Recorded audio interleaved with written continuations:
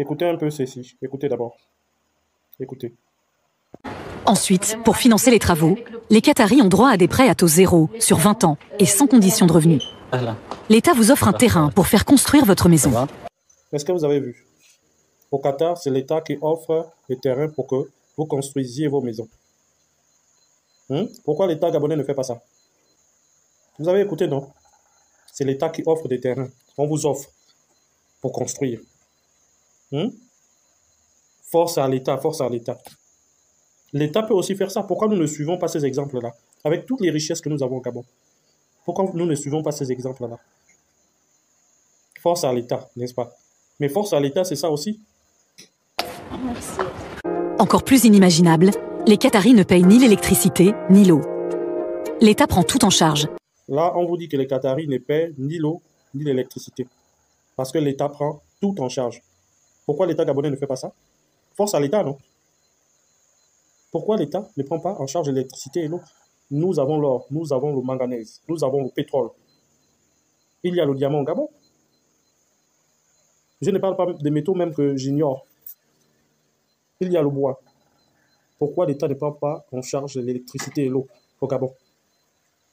Pourquoi le Gabonais doit payer l'électricité et l'eau avec toutes ces richesses-là? Pourquoi? Force à l'État, non? Nos dirigeants peuvent aussi prendre ces décisions. Pourquoi ils ne prennent pas ces décisions-là?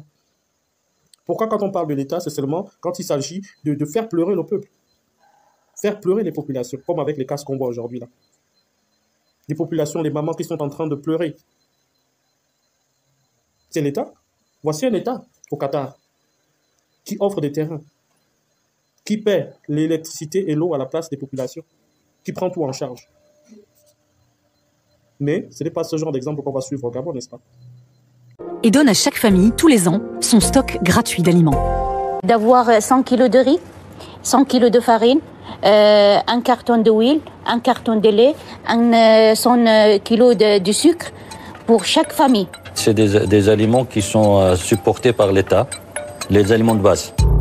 Ça, il ne faut même pas essayer d'aller demander à nos dirigeants de nous offrir de la nourriture. Ils vont trouver, ils vont dire que... En tout cas, pour eux, ce n'est pas normal. Mais voici un État, le Qatar, qui offre de la nourriture à sa population.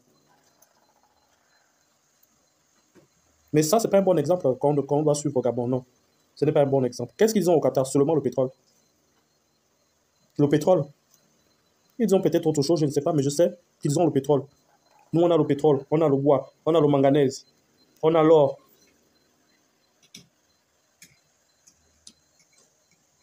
Mais on ne peut pas vivre comme ça. Parce que ça n'intéresse pas nos dirigeants. De voir la population vivre comme ça.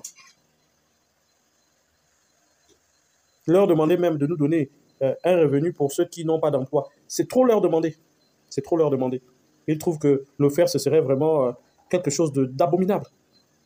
Voici les dirigeants qui nous ont gérés avec toutes ces richesses-là. Nous ne devrions même pas payer l'électricité et l'eau. Mais pourtant, nous payons.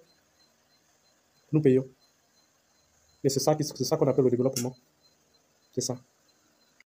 Et quand il s'agit d'éducation, l'accès aux écoles internationales les plus prestigieuses et onéreuses est totalement gratuit.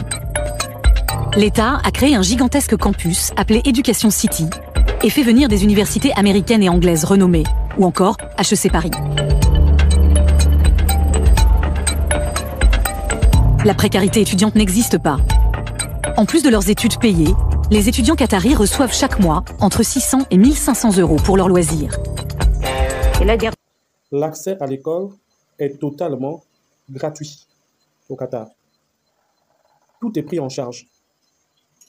Et est-ce que vous avez écouté la somme qu'on donne aux étudiants pour leurs loisirs? On n'a pas dit pour qu'ils aillent s'acheter des ouvrages, des fascicules, qu'ils aillent...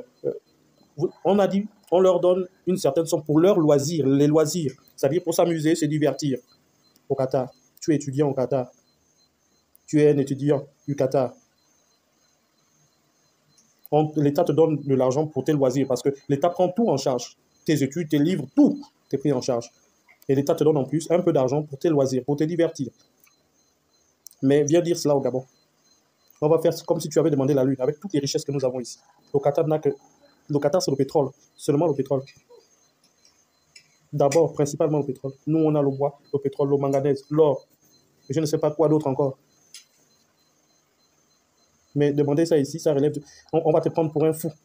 Parce que l'État gabonais n'a pas à donner, à faire plaisir à sa population. Non, nos dirigeants, ils ne sont pas intéressés par ça. Ce qui est important, vous entendez, quand on vous parle de l'État, il faut savoir que généralement, c'est pour vous faire pleurer. Comme en pleine nourriture, où on allait casser, les gens se retrouvent dehors. Vous ne savez pas où vous devez vous en aller, même s'il faut venir casser, même si l'État avait raison. 6 mois, par exemple, comme délai, c'était trop demandé? C'était trop demandé? Ça aussi, le Qatar, ce n'est pas un État? Ce n'est pas un État? Les professeurs aussi sont choyés. C'est ma maison là-bas. Un prof, ça démarre entre 5 et 8 000 euros comme salaire avec l'ancienneté. Qatar, maintenant, c'est le 3e pays mondial de l'éducation, le premier pays. L'éducation, c'est tout gratuit. Tous les jeunes diplômés trouvent un travail. Il y a 0,1% de chômage. Donc, quand vous entendez des gens dire « force c'est à l'État, voilà, c'est l'État, la terre appartient à l'État », ça ne veut rien dire.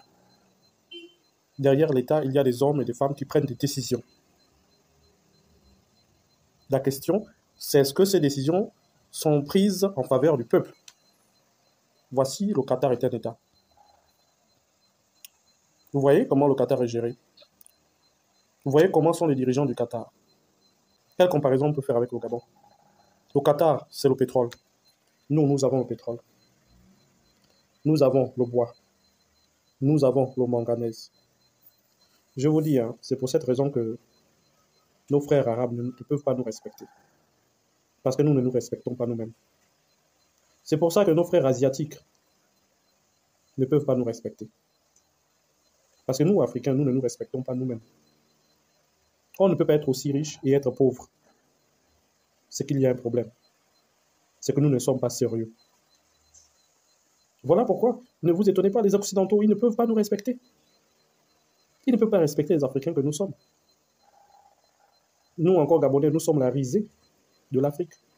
Parce que les gens se demandent, mais comment un petit pays aussi riche avec une population qui n'est pas très grande peut se retrouver dans une pauvreté pareille?